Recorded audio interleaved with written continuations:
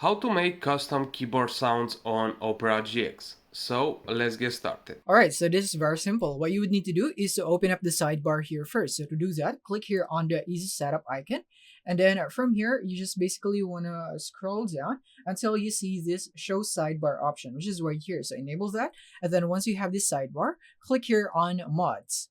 Now, once you're here, click here on sounds and click on keyboard sounds. And this is where you can set your keyboard sounds. So in this case, just enable it. And now you could select the keyboard sound that you'd want. So you could go for GX Verge Rock. So you could play this and let's hear what it sounds like. So that's it.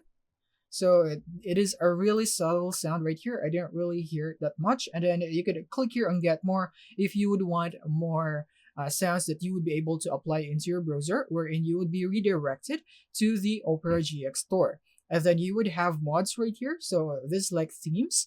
And from here, you could click, for example, this one.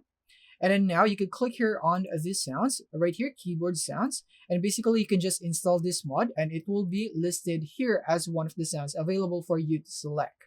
And then just select that. And then once you have it appeared in here, then just like that, you have now made a custom keyboard sound on Opera GX. Thank you for watching.